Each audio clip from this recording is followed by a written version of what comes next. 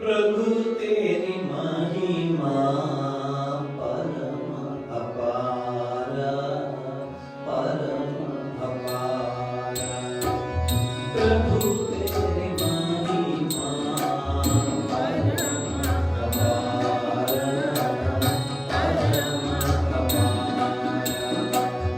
जाको गिनत नहीं कोई तारा, जाको गिनत नहीं कोई तारा। प्रभु तेरी महिमा परम अपार, परम अपार। प्रभु तेरी महिमा परम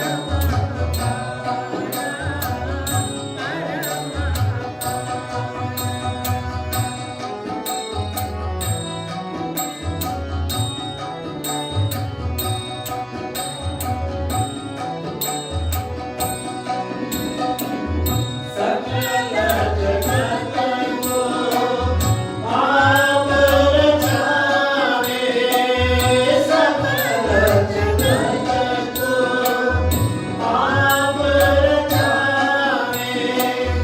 सबका पालन हारा, सबका पालन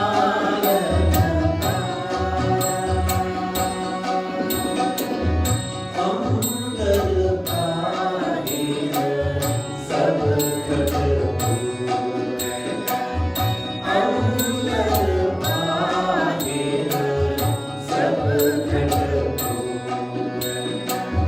सबसे निज दीन प्यारा,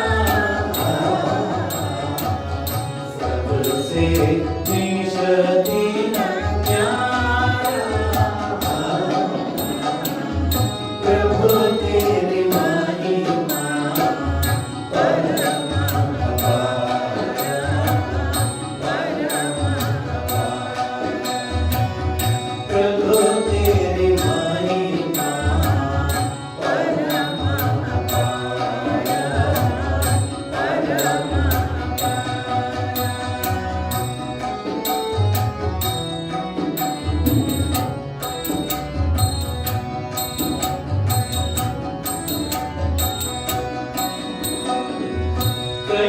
से सूरज गरम बनाया, कैसे सूरज गरम बनाया, शीतल चाँद उजाला, शीतल चाँद उजाला।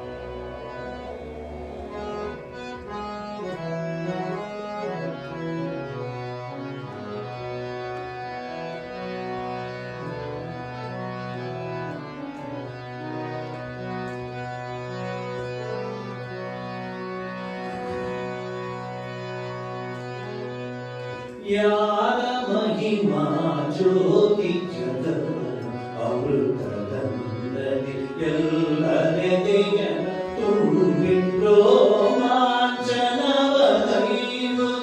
ಅಂಥ ಪ್ರೇಮದ ಜಲದಿಯ ಜೀವ ನಿನ್ನೊಳಗಿರುವವರೆಗೂ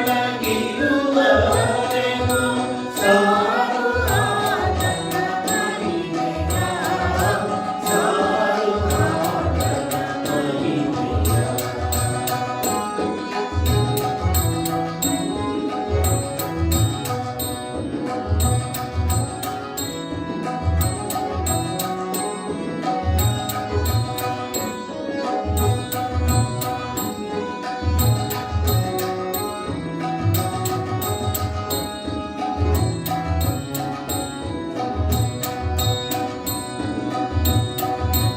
ಯಾರ ಮಹಿಮಾ ಜ್ಯೋತಿ ಜಗವನ್ನು ಅಮೃತದಂದಲ್ಲಿ ಎಲ್ಲರೆದೆಯನ್ನು ತುಂಬಿ ರೋಮಾಂಚನವಗೈಯುವುದು ಅಂಥ ಪ್ರೇಮದ ಜಲದಿಯ ಜೀವ ನಿನ್ನೊಳಗಿರುವವರೆಗೂ ಸಾರು ಆತನ ಮಹಿಮೆಯ ಸಾರು ಆತನ ಮಹಿಮೆಯ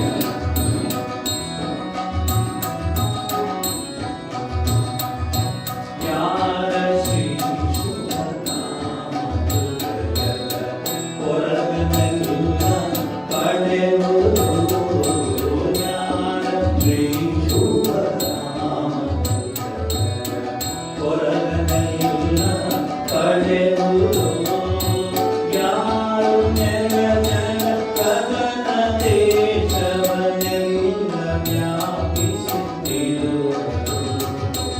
ಯಾರು ನೆಲದ ಗಗನ ದೇಶವನ್ನೆಲ್ಲ ವ್ಯಾಪಿಸುತ್ತಿರುವುದು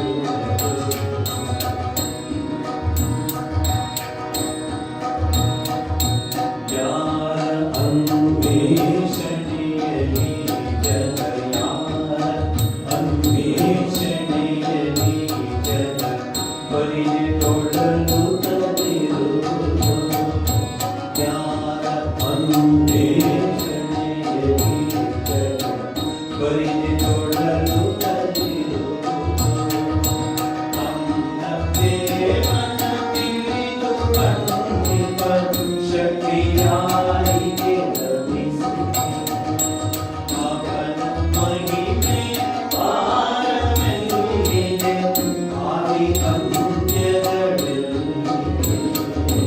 ಯಾರ ಅನ್ವೇಷಣೆಯಲ್ಲಿ ಜನ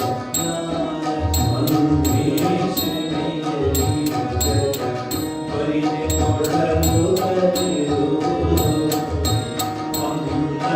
ದೇವನ ತಿಳಿದು ಕಂಡಿಪ ಶಕ್ತಿಯಾರಿಗೆ ಲಭಿಸಿದೆ ಅವನ ಮಹಿಮೆಗೆ ಪಾರವೆಲ್ಲಿದೆ ಆದಿ ಅಂತ್ಯಗಳೆಲ್ಲಿದೆ ಯಾರ ಅನ್ವೇಷಣೆಯಲ್ಲಿ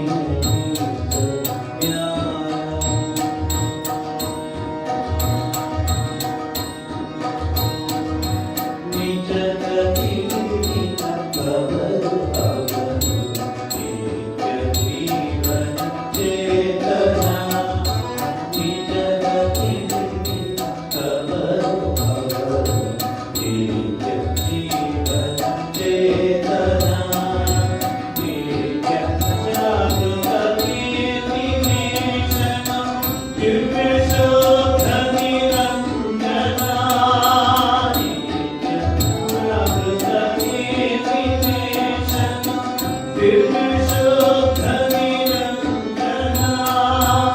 ಅವನ ದರುಶನ ಎದೆಯ ಬಿಂದುವನ್ನು ಒಡೆದು ಕೈಗೊಳ್ಳುವ ಅವನ ದರುಶನ ಎದೆಯ ಬಿಂದುವನ್ನು ಒಡೆದು ಕೈಗೊಳ್ಳುವ ಯಾರ ಮಹಿಮಾ ಜ್ಯೋತಿ ಜಗವ ಅಮೃತದಂದಲ್ಲಿ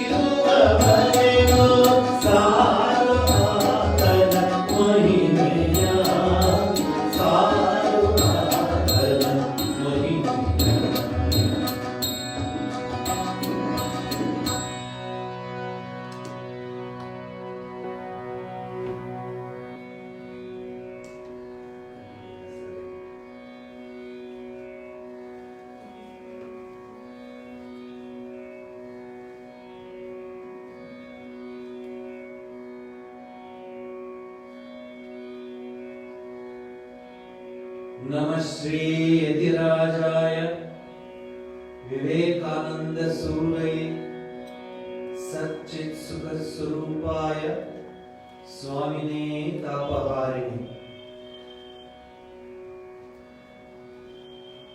ವಿವೇಕ ಸೋಪಾನದ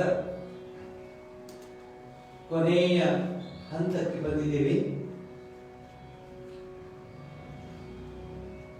ಜ್ಞಾನಯೋಗದ ಸೋಪಾನ 4ನೆಯ ಸೋಪಾನ.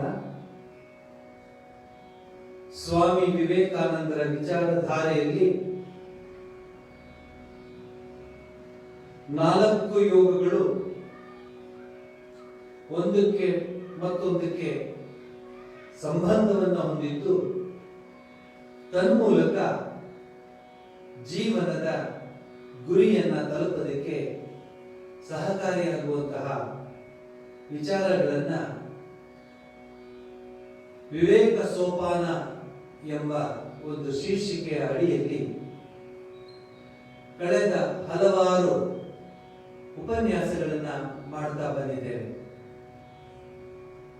ಆರಂಭದಲ್ಲಿ ಕರ್ಮಯೋಗ, ಭಕ್ತಿ ಯೋಗ, ರಾಜಯೋಗ, ಜ್ಞಾನಯೋಗ 4 ಯೋಗಗಳ ವಿಚಾರಗಳನ್ನ ಸಂಕ್ಷಿಪ್ತವಾಗಿ ಅರ್ಥವಾಗುವಂತೆ ಆರಂಭ ಮಾಡುವ ಸಾಧಕರಿಗೆ 4 ಯೋಗದ ಪರಿಚಯವನ್ನು ಕೊಡುವಂತಹ ಒಂದು ಪ್ರಯತ್ನವನ್ನು ನಾವು ಮಾಡಿದ್ದೇವೆ.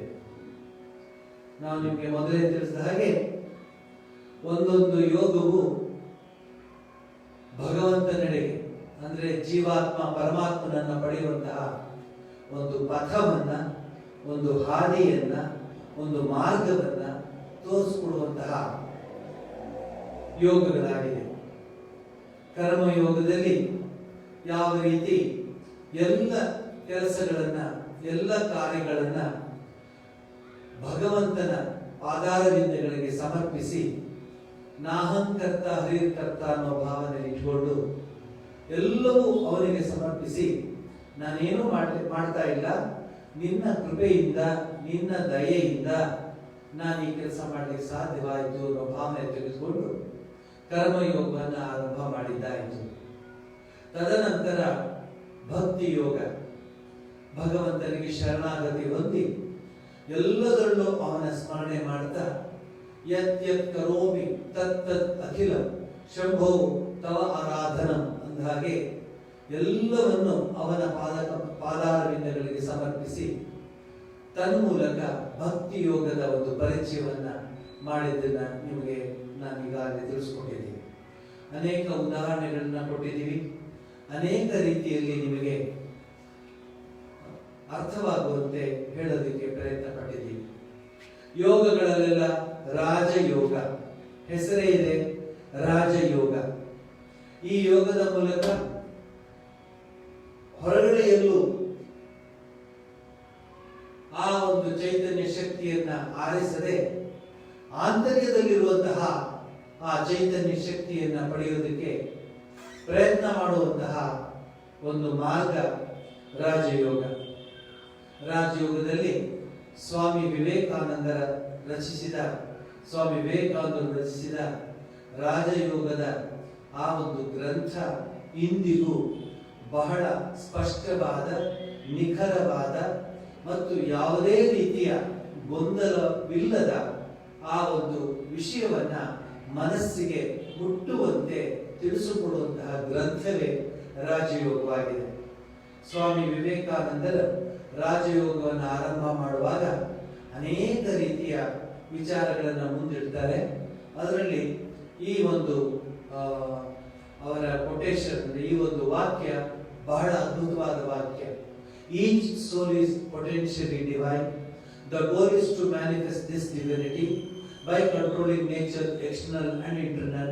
Do this either by karma, jnana, bhakti, yoga, either by one, either by all. Churches, temples, scriptures are nothing but secondary ಅಂತ ಹೇಳ್ತಾರೆ. ಬಹಳ ಅದ್ಭುತವಾದ ಮಾತಿದು. ಇದನ್ನ ಅರ್ಥ ಮಾಡಿಕೊಂಡ್ರೆ ಸಾಕು, 4 ಯೋಗದ ಸಾರಾಂಶವನ್ನೇ ತಿಳ್ಕೊಂಡಂಗಾಗುತ್ತೆ. ಹಾಗಾಗಿ ಇವತ್ತು 4 ಯೋಗಗಳಾದ್ರೆ ಸೋಪಾನ, ಮೆಟ್ಟಲುಗಳು, ವಿವೇಕವನ್ನು ಉಂಟು ವಿವೇಕ ಸಹಿತವಾದ ಸೋಪಾನಗಳನ್ನ ನಿಮ್ಮ ಮುಂದೆ ಈ ವಿಶೇಷವಾದ ಉಪನ್ಯಾಸ ಕಾರ್ಯಕ್ರಮದಲ್ಲಿ ತಿಳಿಸ್ಕೊಡೋದಕ್ಕೆ ಪ್ರಯತ್ನ ಪಟ್ಟಿದೆ. ಇವತ್ತು ಒಂದು ಕೊನೆಯ ಘಟ್ಟಕ್ಕೆ ಬಂದಿದ್ದೀವಿ. ಈ ಘಟ್ಟದಲ್ಲಿ ಸ್ವಾಮಿ ವಿವೇಕಾನಂದರು ತಮ್ಮದೇ ಆದ ರೀತಿಯಲ್ಲಿ ನಮಗೆ ಎಚ್ಚರಿಸ್ತಾರೆ. ಈ ಜ್ಞಾನ ಯೋಗದಲ್ಲಿ ಯಾವ ರೀತಿ ನಮಗೆ ಎಚ್ಚರಿಕೆ ಕೊಡ್ತಾರೆ ಅಂದ್ರೆ, ನಿಮ್ಮ ಈ 4 ಸೋಪಾನವನ್ನ ಏರುವ ಆ ನಿಟ್ಟಿನಲ್ಲಿ Jnana Yoga prepares the sadhaka to elevate his consciousness from death to ಇಮಾರ್ಟಲಿಟಿ.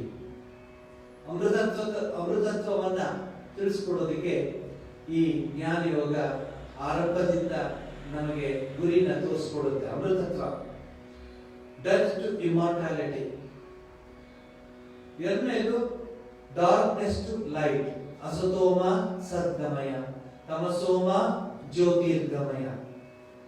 ಕೊನೆಯದಾಗಿ ಮೆನಿ ಟು ಒನ್, ಏಕಂ ಸತ್ ವಿಪ್ರ ಬಹುಧಾ ವದಂತಿ. ಎಲ್ಲ ಇದೆ, ಯೂನಿಟಿ ಇನ್ ಡೈವರ್ಸಿಟಿ ಅಂತ. ಹಾಗೆ ಈ ಒಂದು ಪಥ, this journey is the most wondrous part in his ascent to divinity. Directions galore are present in all our scriptural texts which have to be contemplated upon and finally made part of one's being. Some of these thoughts that found blossomed in Swamiji's teachings are present here, which have the power to transform us to become seekers of truth. ಸತ್ಯವನ್ನ ಅರಿಯುವುದಕ್ಕೆ, ಸತ್ಯವನ್ನ ತಿಳ್ಕೊಳ್ಳೋದಕ್ಕೆ. ಉಪನಿಷತ್ತುಗಳಲ್ಲೂ ಅಷ್ಟೇ ಆ ತತ್ವವನ್ನ, ಆ ಜ್ಞಾನವನ್ನು ತಿಳ್ಕೊಳ್ಳೋದಕ್ಕೆ ಋಷಿಗಳು, ಮುನಿಗಳು ಪ್ರಯತ್ನ ಪಡೋದನ್ನ ನಾವು ನೋಡಿದ್ದೀವಿ. ತೈತ್ತರೀಯ ಉಪನಿಷತ್ತಿನಲ್ಲಿ ಭೃಗು, ವಾರುಣಿ ಆ ಒಂದು ಉದಾಹರಣೆ ಮೂಲಕ ಉಪನಿಷತ್ತು ನಮಗೆ ತಿಳಿಸ್ಕೊಡುತ್ತೆ. ಆ ಉಪನಿಷತ್ತು ಹೇಳ್ತಾನೆ, ಅನ್ನಂ ಬ್ರಹ್ಮೇತಿ ವ್ಯಜಾನಾತ್. ಅನ್ನದ ಅಂದ್ರೆ ಮೊದಲನೇದು ಅನ್ನವು ಬ್ರಹ್ಮ ಅಂತ ತಿಳ್ಕೋ ಅಂತ ಹೇಳೋದಕ್ಕೆ ಕೊಡ್ತಾನೆ. ಅದಾದ ನಂತರ ಪ್ರಾಣೋ ಬ್ರಹ್ಮೇತಿ ವ್ಯಜಾನಾತ್, ಅನ್ನಮಯ, ಪ್ರಾಣಮಯ. ಪ್ರಾಣಾತ್ ದೇವ ಕಲ್ವಿಮಾನಿ ಭೂತಾನಿ ಜಾಯಂತೆ ಪ್ರಾಣೇನ ಜಾತಾನಿ ಜೀವಂತಿ ಪ್ರಾಣಂ ಪ್ರಯತ್ಯಭಿಶಂವಿಶಂತಿ ಇತಿ ತದ್ವಿಜ್ಞಾಯ ಪುನರೇವ ವರುಣಂ ಪಿತರಮುಪಸಸಾರ ಅದೀಹಿ ಭಗವೋ ಬ್ರಹ್ಮೇತಿ ತಗಂಹೋವಾಚ ತಪಸಾ ಬ್ರಹ್ಮ ವಿಜಿಜ್ಞಾಸಸ್ವ. ತಿಳ್ಕೊ ಅಂತ ಪ್ರಯತ್ನ ಪಟ್ಟಿದ್ರೆ, ಈಗ ಪ್ರಾಣವನ್ನ ಬ್ರಹ್ಮ ಅಂತ ತಿಳ್ಕೊಂಡು ಪ್ರಯತ್ನ ಪಡುವುದು. ತದನಂತರ ಮನೋಬ್ರಹ್ಮೇತಿ ವ್ಯಜಾನ, ಮನಸ್ಸನ್ನ ಬ್ರಹ್ಮ ಅಂತ ತಿಳ್ಕೊಳ್ಳುವುದು. ಮನಸೋ ಹೇವ ಕಲ್ವಿಮಾನಿ ಭೂತಾನಿ ಜಾಯಂತೆ ಮನಸಾ ಜಾತಾನಿ ಜೀವಂತಿ ಮನಃ ಪ್ರಯತ್ಯ ಅಭಿವಿಶಂತೀತಿ ತದ್ವಿಜ್ಞಾಯ ಪ್ರಯತ್ಯ ಅಭಿಸಂವಿಶಂತೀತಿ ತದ್ವಿಜ್ಞಾಯ ಪುನರೇವ ವರುಣಂ ಪಿತರಮುಪಸಸಾರ ಅದೀಹಿ ಭಗವೋ ಬ್ರಹ್ಮೇತಿ ತಗಂಹೋವಾಚ ತಪಸಾ ಬ್ರಹ್ಮ ವಿಜಿಜ್ಞಾಸಸ್ವ ತಪೋ ಬ್ರಹ್ಮೇತಿ ಅಂತ ಮನಸ್ಸಿಗೆ ಹೇಳಕ್ ಹೋಗ್ತದೆ. ತದನಂತರ ವಿಜ್ಞಾನಂ ಬ್ರಹ್ಮೇತಿ, ಅಲ್ಲೂ ಅಷ್ಟೇ ವಿಜ್ಞಾನ ದೇವ ಕಲ್ವಿಮಾನಿ ಭೂತಾನಿ ಜಾಯಂತೆ ವಿಜ್ಞಾನೇನ ಜಾತಾನಿ ಜೀವಂತಿ ವಿಜ್ಞಾನಂ ಪ್ರಯತ್ಯ ಅಭಿಸಂಪಿಶಂತೀತಿ ತದ್ವಿಜ್ಞಾಯ ಪುನರೇವ ವರುಣಂ ಪಿತರಮುಪಸಸಾರ ಅದೀಹಿ ಭಗವೋ ಬ್ರಹ್ಮೇತಿ ತಗಂಹೋವಾಚ ತಪಸಾ ಬ್ರಹ್ಮ ವಿಜಿಜ್ಞ. ಇದನ್ನ ಆ ಬ್ರಹ್ಮ ಅಂತ ತಿಳ್ಕೋ, ಇದನ್ನ ಗುರಿ ಅಂತ ತಿಳ್ಕೋ. ಆದ ನಂತರ ಆನಂದವು ಬ್ರಹ್ಮೇತಿ, ಆನಂದೋ ಬ್ರಹ್ಮೇತಿ ವ್ಯಜಾನಾತ್. ಆನಂದ ದೇವ ಕಲ್ವಿಮಾನಿ ಭೂತಾನಿ ಜಾಯಂತೆ ಆನಂದೇನ ಜಾತಾನಿ ಜೀವಂತಿ ಆನಂದಂ ಪ್ರಯತ್ಯಭಿಸಂವಿಶಂತಿ ಇತಿ ಸೈಷಾ ಭಾರ್ಗವಿ ವಾರುಣಿ ವಿದ್ಯ ಪರಮೇ ವ್ಯೋಮ ಪ್ರತಿಷ್ಠಿತ ಸ ಏವಂ ವೇದ ಪ್ರತಿಷ್ಠತಿ ಅಂತ ತಿಳಿಸ್ಕೊಡ್ತಾರೆ. ಅನ್ನಮಯ, ಪ್ರಾಣಮಯ, ಮನೋಮಯ, ವಿಜ್ಞಾನಮಯ, ಆನಂದಮಯ, ಹೀಗೆ ಒಂದೊಂದು ಕೋಶವನ್ನ, ಒಂದೊಂದು ಸ್ತರವನ್ನ ತಿಳ್ಕೊಂಡ ನಂತರ ಇದಲ್ಲ ಮತ್ತದು, ಅದಲ್ಲ ಮತ್ತದು, ಹಾಗೇಳಿ ಆನಂದವನ್ನ ತಿಳ್ಕೊಂಡಾಗ, ಆ ಬ್ರಹ್ಮಾನಂದವನ್ನ ಪಡೆದಾಗ ಏನ್ ಕಲ್ಪೆ ಎಂದಾಗ ಆಗ ಊಹಾ ಊಹಾ ಊ ಅಹಮನ್ನ ಅಹಮನ್ನ ಅಹಮನ್ನಂ ಅಹಮನ್ನಾದೋ ಅಹಮನ್ನಾದೋ ಹೀಗೆ ಹೇಳ್ತಾ ಬರ್ತಾನೆ. ಅದನ್ನ ಹೇಳಲಿಕ್ಕೆ ಆಗೋಲ್ಲ ಅಂತ ಸ್ವಾಮಿ ವಿವೇಕಾನಂದರು ತಿಳಿಸಿದ ಹಾಗೆ ಆ ಒಂದು ತತ್ವವನ್ನು ತಿಳ್ಕೊಳ್ಳೋದಕ್ಕೆ forget yourself. This is the first lesson to be learned. Whether you are a theist or an atheist, whether you are an agnostic or a Vedantist, the one lesson obvious to all is the destruction of this little self and building up of the real self. Little self, real self. ಚಿಕ್ಕ ಅಹಂಕಾರಮಯವಾಗಿರುವಂತಹ ನಾನು ಅನ್ನೋದು ಮರೆತು ಆ ಪರಬ್ರಹ್ಮ ವಸ್ತುವನ್ನು ತಿಳ್ಕೊಂಡಾಗ ನಿನಗೆ ಅರ್ಥವಾಗುತ್ತೆ. Thus, throughout creation, these two forces are working side by side. Where you find one, you find the other two. The one is selfishness, the other is unselfishness. The one is acquisition, the other is renunciation. The one takes, the other gives. From the lowest to the highest, the whole universe is a playground of these two forces. Swami Vivekananda ಮಾತು. ಯಾವಾಗ ನೀವು ಆ ಜ್ಞಾನದ ಹತ್ರ, ತತ್ವದ ಹತ್ರ ಮುಖ ಮಾಡಿ ಹೋಗ್ತಾ ಇರ್ತಿರೋ ಎಲ್ಲ ಮರ್ತು ಹೋಗ್ತಾ ಬರುತ್ತೆ. ಕೊನೆಗೆ ಏನು ಉಳಿಯುತ್ತೆ? ದ ರಿಯಲ್ ಸೆಲ್ಫ್ ಅಂತ. ಆ ರಿಯಲ್ ಸೆಲ್ಫ್ ನ ತಿಳ್ಕೊಳ್ಳೋದಕ್ಕೆ ಜ್ಞಾನ ಯೋಗ ನಮಗೆ ಒಂದು ರೀತಿಯ ಸಹಕಾರ ನೀಡುತ್ತೆ, ಮಾರ್ಗವನ್ನು ತೋರಿಸುತ್ತೆ. Strength, therefore, is the one thing needful. Strength is the medicine for the world's disease. The one thing needful. ಈ ಶಕ್ತಿ ನಮಗೆ ಯಾವ ರೀತಿ ಶಕ್ತಿ ಬೇಕು? ಮನಃಶಕ್ತಿ ಬೇಕು, ಪ್ರಾಣ ಶಕ್ತಿ. ಅದನ್ನ ರಾಜಯೋಗದಲ್ಲಿ ತಿಳಿಸ್ಕೊಡ್ತಾರೆ, ಹೇಗೆ ಅದನ್ನ ನಿಯಂತ್ರಿಸಿ. ಕಳೆದ ವಾರ ಅದನ್ನ ನಾನು ನಿಮಗೆ ತಿಳಿಸ್ಕೊಟ್ಟೆ. ರೇಚಕ, ಕುಂಭಕ ಅವುಗಳೆಲ್ಲ ವಿವರಿಸ್ಕೊಟ್ಟೆ ನಾನು. ಇದು ಆ ವಿಚಾರವನ್ನು ಸ್ವಾಮೀಜಿ ಹೇಳ್ತಾರೆ. Strength is the medicine which the poor must have when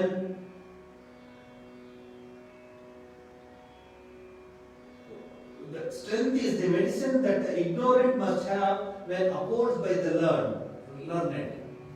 ಆ ಶಕ್ತಿ, ಅಂತಃಶಕ್ತಿಯನ್ನ ಉದ್ದೀಪನಗೊಳಿಸಿಕೊಳ್ಳುವಂತಹ ಮನಸ್ಸನ್ನು ನಾವು ಬೆಳೆಸ್ಕೋಬೇಕು.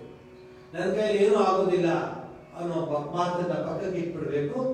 ನಾನು ಸಾಧಿಸ್ತೀನಿ ಅನ್ನೋ ಭಾವನೆಯನ್ನ ಮನಸ್ಸಲ್ಲಿ ಇಟ್ಕೊಂಡ್ರೆ ಖಂಡಿತವಾಗಿ ನಾವು ಈ ಒಂದು ಜೀವನದ ಗುರಿಯನ್ನ ತಲುಪ್ತೇವೆ. ಅದು ಚಿದಾನಂದ ರೂಪ ಶಿವೋಹಂ ಶಿವೋಹಂ ಅನ್ನೋ ಆ ಮಾತೇನಿದೆ ಅದು ಅರ್ಥವಾಗುತ್ತೆ. ಮನೋ ಬುದ್ಧಿ ಅಹಂಕಾರ ಚಿತ್ತ ಯಾವುದು ನಾನಲ್ಲ. ಹಾಗಾದ್ರೆ ನಾನೇನು? ಚಿದಾನಂದ ರೂಪ ಶಿವೋಹಂ ಶಿವೋಹಂ ಅಂತ ಹೇಳುವಂತ ಶಕ್ತಿ ಬರಬೇಕು. ಹಾಗೆ ಅದನ್ನು ಸ್ವಾಮೀಜಿಯವರ ಭಾಷೆಯಲ್ಲಿ ಹೇಳ್ತೀನಿ. We are born of him, we live in him, and unto him we return. ಪರಮಾತ್ಮನ ಅಂಶದಿಂದ ಬರ್ತೇವೆ, ಪರಮಾತ್ಮನ ಆ ಶಕ್ತಿಯಿಂದ ನಾವು ಬದುಕ್ತೀವಿ, ಬಾಳ್ತೀವಿ, ಮತ್ತೆ ಪರಮಾತ್ಮನ ಹತ್ರನೇ ನಾವು ಹೋಗ್ತೀವಿ ಅನ್ನೋ ಭಾವನೆಯನ್ನು ನಾವು ಬೆಳೆಸ್ಕೋಬೇಕು. ಆಗ ಇದು ಬಹಳ ಚೆನ್ನಾಗಿದೆ. We are born of him, we live in him, and unto him we return. ಕೊನೆಗೆ ಪರಮಾತ್ಮನಲ್ಲೇ ಸಾಯುಜ್ಯ, ಆ ಪರಮಾತ್ಮನಲ್ಲೇ ನಾವು ಸೇರ್ಕೊಂಡ್ಬಿಡ್ತೀವಿ. ಅದಕ್ಕೆ ಅನೇಕ ಉದಾಹರಣೆಗಳಿದೆ, ನಿಮ್ಗೆ ಅದನ್ನು ವಿವರಿಸಿದ್ದೀನಿ. ಹೇಗೆ ಭಗವಂತನಲ್ಲಿ ನಾವು ಸೇರ್ಕೊಳ್ಳೋಕ್ಕಾಗುತ್ತೆ ಅಂದ್ರೆ, ಹೇಗೆ ಸೂರ್ಯ ಮತ್ತು ಸೂರ್ಯನ ಕಿರಣ ಹೇಗೆ ಒಂದಾಗುತ್ತೋ ಹಾಗೆ ಪರಮಾತ್ಮನ ಅಂಶದಿಂದ ನಾವು ಬಂದಿದ್ದೀವಿ, ಮತ್ತೆ ಪರಮಾತ್ಮನ ಅಂಶಕ್ಕೆ ನಾವು ಸೇರ್ಕೊಳ್ತೀವಿ ಅನ್ನೋ ಭಾವನೆ ನಮಗೆ ಬರಬೇಕು. Let our meditations be centered on the supreme truth. ಈಗ ನಾವು ಹೇಳಿದ ಶ್ಲೋಕದಲ್ಲಿ ಬರೆದಿದ್ದಾರೆ, ಚಿದಾನಂದ ರೂಪ ಶಿವೋಹಂ ಶಿವೋಹಂ. ಸ್ವಾಮಿ ವಿವೇಕಾನಂದರ ಮಾತಿದು. ಧ್ಯಾನಕ್ಕೆ ಕುಳಿತುಕೊಂಡಾಗ ಅಯ್ಯೋ ನನಗಿದು, ಅಯ್ಯೋ ನನಗಿದು, ನನಗೆ ಈ ಕಷ್ಟ ಇದೆ, ನನಗೆ ಅಯ್ಯೋ ಈ ಕಷ್ಟ ಇದೆ, ಅವೆಲ್ಲ ಬಹಳ ಆರ್ಡಿನರಿ, ಅಂದ್ರೆ ಸಾಮಾನ್ಯವಾದ ಮನುಷ್ಯ ಹಾಗೆಲ್ಲ ಧ್ಯಾನ ಮಾಡೋದು. ನನಗೆ ಇವತ್ತು ಹೀಗೆ ಮಾಡು, ನನಗೆ ಇವತ್ತು ಹಾಗೆ ಮಾಡು, ನನಗೆ ಹೀಗೆ ಮಾಡು. ನಾನು ಎಷ್ಟೋ ಜನ ನೋಡ್ತಿರ್ತೀವಿ, ಏನನ್ನು ಪ್ರಾರ್ಥಿಸ್ಕೊಂಡೆ ಅಂದ್ರೆ, ಅಯ್ಯೋ ನನಗೆ ಟ್ರಾನ್ಸ್ಫರ್ ಆಗಿಲ್ಲ, ಅದಕ್ಕೆ ಟ್ರಾನ್ಸ್ಫರ್ ಮಾಡು ಅಂತ ಪ್ರಾರ್ಥಿಸ್ಕೊಂಡೆ. ಅಯ್ಯೋ ನನಗೆ ಲಾಭ ಬರಲಿಲ್ಲ, ಲಾಭ ಕೊಡು ಅಂತ ಪ್ರಾರ್ಥಿಸ್ಕೊಂಡೆ. ಅಯ್ಯೋ ನನಗೆ ಫಸ್ಟ್ ಫ್ಲೋರ್ ಆಗಿದೆ, ಸೆಕೆಂಡ್ ಫ್ಲೋರ್ ಆಗಿಲ್ಲ ಅಂತ ಪ್ರಾರ್ಥಿಸ್ಕೊಂಡೆ. ಇದೇ ಪ್ರಾರ್ಥನೆಗಳೇ. ಸ್ವಾಮಿ ವಿವೇಕಾನಂದರು ಏನಂತ ಪ್ರಾರ್ಥಿಸ್ಕೊಂತ ಹೇಳ್ತಾರೆ, ನೀನು let our meditation be centered on the supreme truth. ಎಲ್ಲವೂ ನಗಣ್ಯವಾಗ್ಬಿಡುತ್ತೆ, ಇವೆಲ್ಲ ನಗಣ್ಯ ಆಗ್ಬಿಡುತ್ತೆ ಯಾವಾಗ ಅದನ್ನು ತದ್ವಿಷ್ಣು ಪರಮಂ ಪದಂ ಸದಾ ಪಶ್ಯತಿ ಸೂರ್ಯ ದಿವೀವ ಚಕ್ಷುರಾದತಂ. ಈ ಪದ ವಿಷ್ಣು ಸೂಕ್ತದಲ್ಲಿ ಬರುತ್ತೆ, ವಿಷ್ಣು ಸೂಕ್ತದಲ್ಲಿ ಈ ಪದ ಬರುತ್ತೆ. ಹಾಗಾಗೂ ನೀನು ಹಾಗಿರು ಅಂತ ಹೇಳ್ತಾರೆ. ಅದು ಬಹಳ ಮುಖ್ಯ. ನಮ್ಮ ಧ್ಯಾನಗಳು, ನಮ್ಮ ಪೂಜೆಗಳೆಲ್ಲ ಈ ತರ ವಿಚಾರದ ಮುಂದೆ ಏನು ಪ್ರಯೋಜನಕ್ಕೆ ಬರೋಲ್ಲ. ನೋಡಿಬೇಕಂದ್ರೆ ಯಾರು ಹೇಳ್ತಾರೆ, ಪರಮಾತ್ಮ ನನಗೆ ಆ ಶಕ್ತಿ ಕೊಡು, ಅಂತಃಶಕ್ತಿ ಕೊಡು, ನನ್ನ ಬ್ರಹ್ಮಜ್ಞಾನವನ್ನು ನಾನು ಪಡೆಯುವಂತೆ ಮಾಡು, ನಾನು ಯಾರನ್ನೋದನ್ನ ತಿಳ್ಕೊಳ್ಳೋ ತರ ಮಾಡು. ಈ ಪ್ರಪಂಚದಲ್ಲಿ ಈ ಒಂದು ಸಂಕಷ್ಟದಲ್ಲಿ ಸಿಕ್ಕೊಂಡು ಈ ನನ್ನದು ನಾನು ನನ್ನದು ಅನ್ನುವಂತಹ ಚಿಕ್ಕ ಆ ಒಂದು ವ್ಯಾಮೋಹದಲ್ಲಿ, ಆ ಒಂದು ಮೋಹದಲ್ಲಿ ನಾವು ಸಿಕ್ಕೊಂಡಿದ್ದೀನಿ. ಇದೆಲ್ಲ ದಾಟಿ, ಅದಕ್ಕೆ ಸ್ವಾಮಿ ವಿವೇಕಾನಂದರ ಮಾತನ್ನ ಜೋರಾಗಿ ನಾವು ಪದೇ ಪದೇ ತಿಳ್ಕೋಬೇಕು ಮತ್ತೆ ಹೇಳಬೇಕು. ಸ್ವಾಮಿ ವಿವೇಕಾನಂದ ಅಂದ್ರೆ ಹಾಗೆ, ಅವರೇ arise awake stop not till the goal is reach, ಉತ್ತಿಷ್ಠದ ಜಾಗ್ರದ ಪ್ರಾಪ್ಯವರಾನ್ನಿ ಬೋಧತ ಅನ್ನೋ ಪದಗಳು ಸ್ವಾಮಿ ವಿವೇಕಾನಂದ. ಈಗ ನಮ್ಗೆ ಆ ಪದಗಳು ಬೇಕಾಗಿದೆ. ನಮ್ಮ ಯುವಶಕ್ತಿ, ನಮ್ಮ ಜನಶಕ್ತಿ ನಿಂತ್ಕೋಬೇಕಾಗತ್ತೆ. ಒಂದು ಕೊರೋನಾ ಎಂಬ ಹೆಮ್ಮಾರಿ ಬಂದಾಗ ಒಂದು ಕಡೆ ಎಚ್ಚರಿಕೆಯಿಂದ ಇರಬೇಕು, ಇನ್ನೊಂದು ಕಡೆ ಧೈರ್ಯದಿಂದ ಇರಬೇಕು. ಅದು ಬಹಳ ಮುಖ್ಯ. ಧೈರ್ಯದಿಂದ ನಿಂತ್ಕೋಬೇಕು. ನಾವು ಬಹಳ ಟಿಮಿಡ್ ಫೆಲೋಸ್ ಅಂತ ಹೇಳ್ಬೋದು. ಹೆದರ್ಕೊಂಡ್ಬಿಡ್ತೀವಿ, ಹೆದರ್ಕೊಂಡ್ಬಿಟ್ಟು ನಮ್ಗೆ ಕಷ್ಟ ಕೊಡಕ್ಕಾಗೋದಿಲ್ಲ. ಧೈರ್ಯವಾಗಿರ್ಬೇಕು, ಬರ್ಲಿ, ಎಚ್ಚರಿಕೆಯಿಂದ ಇರ್ತೀವಿ, ಆದ್ರೆ ಭಯ ಪಡೋದಿಲ್ಲ. ನಮ್ಮ ಜೀವನದ ಪ್ರತಿಯೊಂದು ಹಂತದಲ್ಲಿ, ಪ್ರತಿಯೊಂದು ಹೆಜ್ಜೆಯಲ್ಲಿ, ಪ್ರತಿಯೊಂದು ಸೋಪಾನದಲ್ಲಿ ನಾವು ಈ ರೀತಿಯ ಭಾವನೆಯನ್ನು ತೆಗೆದುಕೋಬೇಕು. ಆಗಲೇ ನಮಗೆ ಯಶಸ್ಸು ಕಟ್ಟಿಟ್ಟ ಬುದ್ಧಿ ಆಗುತ್ತೆ. ನಮಗೆ ಬಹಳ ಭಯ ಆಗ್ಬಿಡುತ್ತೆ. ಏನಾದ್ರು ಸ್ವಲ್ಪ ಹೇಳಿದ್ರೆ ಭಯ, ಎಲ್ಲದಕ್ಕೂ ಭಯ ಭಯ ಭಯ. ಆದರೆ ಸ್ವಾಮಿ ವಿವೇಕಾನಂದರ ದೃಷ್ಟಿಯಲ್ಲಿ ಭಯ ಭೀತಿ ಅನ್ನೋದೇನಿಲ್ಲ. ಅಭಿ ಅಭಿ ಅಭಿ ಅಂತ ಹೇಳ್ತಾರೆ ಉಪನಿಷತ್ತಿನ ವಾಕ್ಯಗಳಲ್ಲಿ. I am existence, knowledge and bliss, absolute. I am the blissful one, I am the blissful one ಅಂತ ಹೇಳ್ತಾರೆ. ನಾನು ಆ ಶಕ್ತಿ ಪಡೆದಿದ್ದೀನಿ, ನಾನು ಅದು ಚಿದಾನಂದ ರೂಪ ಶಿವೋಹಂ. ಆ ರೀತಿ ಧ್ಯಾನ ಮಾಡ್ಲಿಕ್ಕೆ ನಾವು ಅಭ್ಯಾಸ ಮಾಡಬೇಕು. ನೋಡಿ ಎಷ್ಟು ಟಿವಿಡ್ ನಮ್ಮ ಮನಸ್ಸು, ಎಷ್ಟು ಸಂಕುಚಿತವಾದ ಮನಸ್ಸುಗಳು. ದೇವರೇ ನನ್ನನ್ನ ತಿಳ್ಕೊಳ್ಳುವಂತ ಶಕ್ತಿ ಕೊಡು, ಪರಮಾತ್ಮ ನನಗೆ ಆ ಅದ್ಭುತವಾದ ವಿಚಾರವನ್ನು ಅರಿಯುವಂತ ಶಕ್ತಿ ಕೊಡು, ಆ ಬ್ರಹ್ಮಜ್ಞಾನವನ್ನು ಕೊಡು, ಬ್ರಹ್ಮಾನಂದವನ್ನು ಕೊಡು, ನನ್ನನ್ನು ನಾನು ಅರಿಯುವಂತೆ ಮಾಡು ಅನ್ನೋ ಶಕ್ತಿ ಬರಬೇಕು. ಅದೇ ನಿಜವಾದ ತಪಸ್ಸು, ಧ್ಯಾನ. ಉಪನಿಷತ್ತಲ್ಲಿ ಬರ್ತದೆ ತದ್ದಿ ತಪ, ಅದು ತಪಸ್ಸು ಅಂದ್ರೆ. ಬುದ್ಧ ಕುಳಿತುಕೊಂಡ ತಪಸ್ಸಿಗೆ, ನಾನು ಇಲ್ಲಿ ಜೀವಿಷ್ಯಾಮಿಯ ಮನುಷ್ಯಾಮಿ, ಇಲ್ಲಿ ನಾ ಬದುಕಬಹುದು, ಆದ್ರೆ ನನ್ನ ಪ್ರಾಣ ಹೋಗ್ಬೋದು, ಆದ್ರೆ ಸಾಕ್ಷಾತ್ಕಾರದ ಆಗವರಿಗೆ ನಾ ಇಲ್ಲಿಂದ ಹೇಳುವುದಿಲ್ಲ ಅನ್ನೋ ಆ ಒಂದು ಮನಸ್ಸು ನಮಗೆ ಬರಬೇಕು. ಬಹಳ ಕಷ್ಟ ಆ ಮನಸ್ಸು ಬರೋದಕ್ಕೆ. ಸ್ವಾಮಿ ವಿವೇಕಾನಂದರ ವಿಚಾರಧಾರೆಯನ್ನ ಅಹರ್ನಿಶಿ ಅದನ್ನ ಅಧ್ಯಯನ ಮಾಡಿ ಅದನ್ನ ಚೆನ್ನಾಗಿ ಅರ್ಥ ಮಾಡಿಕೊಂಡ್ರೆ ಅನುಷ್ಠಾನ ರೂಪಕ್ಕೆ ತರೋದಕ್ಕೆ ಸುಲಭವಾಗುತ್ತೆ. To make man through his self efforts, ಅದು ಬಹಳ ಮುಖ್ಯ. ಗೀತೆಯಲ್ಲಿ ಹೇಳ್ತಾನೆ, ಪುರುಷಾರ್ಥ ಅಂತ ಒಂದು ಪದ ಉಪಯೋಗಿಸ್ತಾನೆ ಭಗವಂತ. ನಾವು ಪ್ರಯತ್ನ ಪಡಬೇಕು. ನಾವು ಪ್ರಯತ್ನ ಪಟ್ಟರೆ, if you walk to God, God runs to you ಅಂತ ಇದೆ ಮಾತು. ನಾವು ನಡೆಯೋದಕ್ಕೆ ಪ್ರಯತ್ನ ಪಡದೇ ಇದ್ರೆ ಪರಮಾತ್ಮ ಹೇಗೆ ಬರ್ತಾನೆ? If you walk to God, God runs to you ಅಂತ ಹೇಳ್ತಾರೆ. ಒಂದ್ ಕಡೆ ಒಂದು ಇಂಗ್ಲಿಷ್ನ ಒಂದು ಒಳ್ಳೆ ಉದಾಹರಣೆ ಇದೆ. ಒಬ್ಬ ಮರಳುಗಾಡಲ್ಲಿ ಭಕ್ತ ದೇವರನ್ನ ಪ್ರಾರ್ಥಿಸ್ಕೊಳ್ತಾನೆ. ಅಪ್ಪ, ಈ ಮರಳುಗಾಡು ನಾನು ಒಬ್ಬರೇ ನಡ್ಕೊಂಡು ಹೋಗ್ತಾ ಇದ್ದೀನಿ, ಈ ಮರಳುಗಾಡು ಭಯಂಕರ ಬಿಸಿಲು, ಹೇಗೆ ನಾನು ಮುಂದಕ್ಕೆ ಹೋಗ್ಲಿ? ಏನಪ್ಪ, ದಯವಿಟ್ಟು ಬಾ, ನನಗೆ ನನ್ನ ಈ ಕಷ್ಟದಲ್ಲಿ ನೀನು ನನ್ನ ಜೊತೆ ಇರು ಅಂತ ಪ್ರಾರ್ಥಿಸ್ಕೊಳ್ತಾನೆ. ಸ್ವಲ್ಪ ಹೊತ್ತು ನೋಡ್ತಾನೆ, ಅವನ ಪಕ್ಕದಲ್ಲೇ ಒಂದು ಹೆಜ್ಜೆ ಗುರುತಿರುತ್ತೆ. ಆಗ ಅವನಿಗೆ ಸಂತೋಷವಾಗ್ಬಿಡುತ್ತೆ.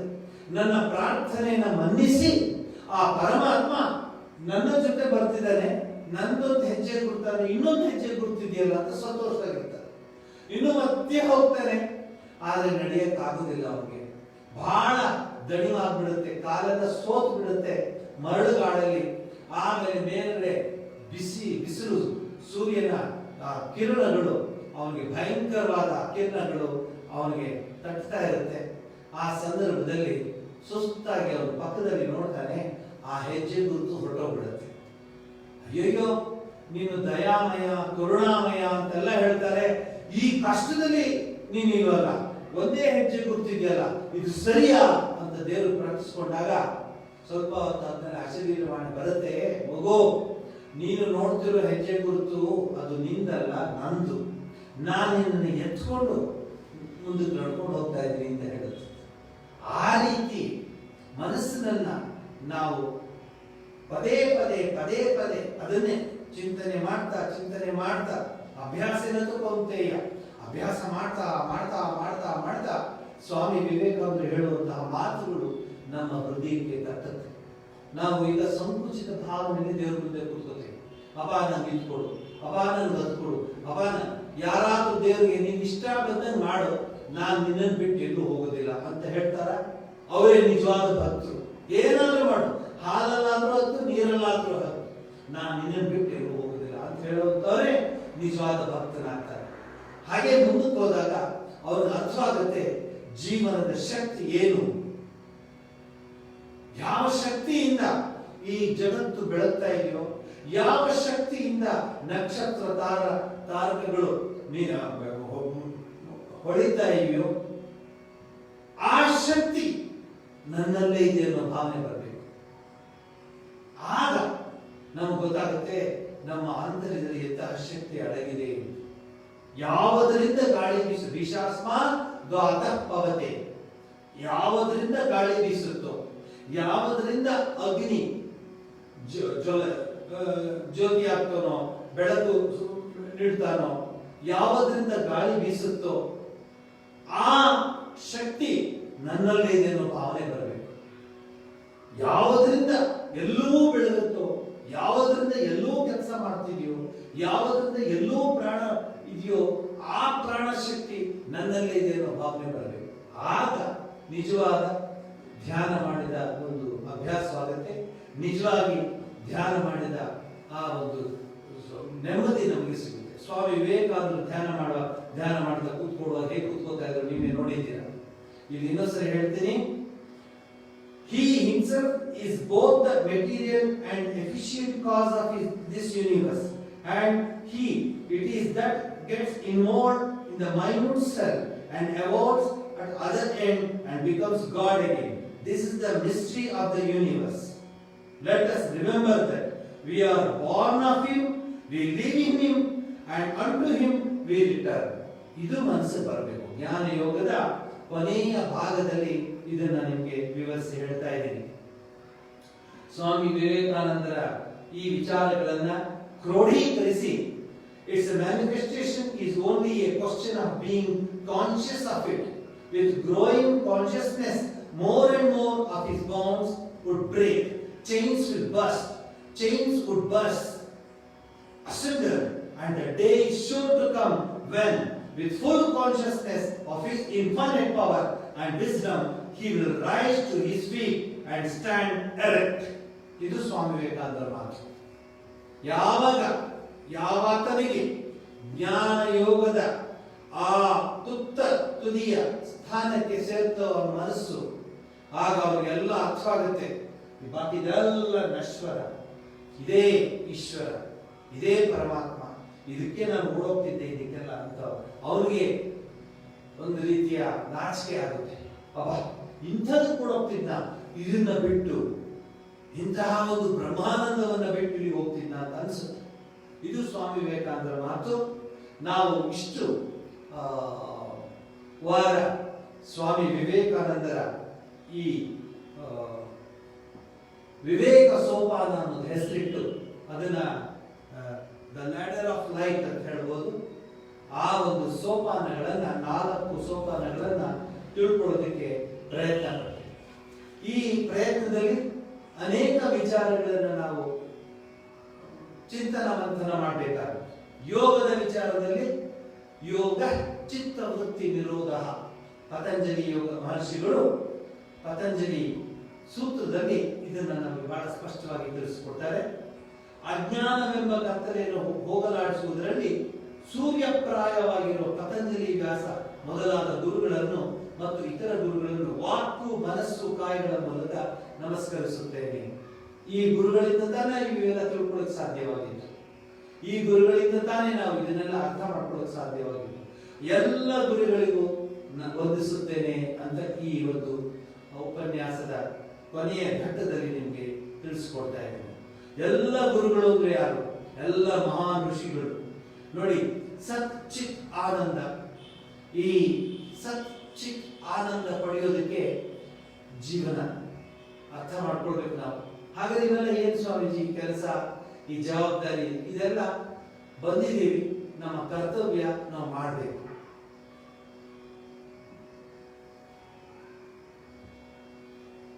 ವಿಶ್ವೇಶತೀರ್ಥ ಸ್ವಾಮಿಗಳು ಅನೇಕ ಬಾರಿ ಪಾವಗಡಕ್ಕೆ ಬಂದಿದ್ದಾರೆ. ಕಳೆದ 30 ವರ್ಷದಲ್ಲಿ ಅನೇಕ ಬಾರಿ ಬಂದಿದ್ದಾರೆ. ಅವರ ಜೊತೆ ಅನೇಕ ಸರಿ ಅನೇಕ ಅನುಗ್ರಹ ಭಾಷಣಗಳನ್ನ ಕೇಳುವಂತಹ ಒಂದು ಅವಕಾಶ ನನಗೆ ಸಿಕ್ಕಿತ್ತು. ಅಂತಹ ಮಹಾನ್ ಋಷಿಯು ವಿಶ್ವೇಶತೀರ್ಥ ಸ್ವಾಮಿಗಳು. ಶ್ರೀ ಪಾದಂಗಳು ಅನೇಕ ಬಾರಿ ಮಾತಾಡುವಾಗ ಒಂದು ಶ್ಲೋಕವನ್ನು ಹೇಳ್ತಾ ಇದ್ರು. ನಾನಾ ಜನಸ್ಯ ಶುಶ್ರೂಷಾ, ಬೇರೆ ಬೇರೆ ಬೇರೆ ಬೇರೆ ಜನರಿಗೆ ಬೇರೆ ಬೇರೆ ರೀತಿಯಲ್ಲಿ ಸೇವೆ ಮಾಡಿದ್ರೆ ಅದು ಭಗವಂತನಿಗೆ ಕರ ಅಂದ್ರೆ ಟ್ಯಾಕ್ಸ್ ಕೊಟ್ಟ ಹಾಗಂತೆ. ಈ ಸೇವೆಯನ್ನ ಮಾಡಿದ್ರೆ ನಮ್ಮ ಒಂದು ಟ್ಯಾಕ್ಸ್ ನ ಪರಮಾತ್ಮನಿಗೆ ಕೊಟ್ಟ ಹಾಗೆ. ಇದನ್ನ ಶ್ರೀ ಮಧ್ವಾಚಾರ್ಯರು ತಮ್ಮ ಗೀತೆಯ ಭಾಷ್ಯದಲ್ಲಿ ತಿಳಿಸೋದನ್ನ ವಿಶ್ವೇಶತೀರ್ಥರು ಅನೇಕ ಬಾರಿ ಇದನ್ನ ಪ್ರತಿಪಾದಿಸಿಕೊಂಡು ಬಂದಿದ್ದಾರೆ. ಬಹಳ ಅದ್ಭುತವಾದ ವಿಚಾರ ಇದೆ. ಮನುಷ್ಯ ಅಂತ ಕ್ಷಣಕ್ಕೆ ನಾನು ನನ್ನ ಹಾಗಿರ್ಬೇಕು, ನಂದು ಹೇಗಿರ್ಬೇಕಲ್ಲ, ಎಲ್ಲವನ್ನು ಮಾಡಿ ಪರಮಾತ್ಮನಿಗೆ ಕರವನ್ನು ಕೊಟ್ಟ ಹಾಗೆ ಸೇವಾ ಕಾರ್ಯಗಳನ್ನು ಮಾಡಿಕೊಟ್ಟು ಅಂತ್ಯದಲ್ಲಿ ಆ ಪರಮಾತ್ಮನ ಸೇರಿಸೋ ಸತ್ ಚಿತ್ ಆನಂದ.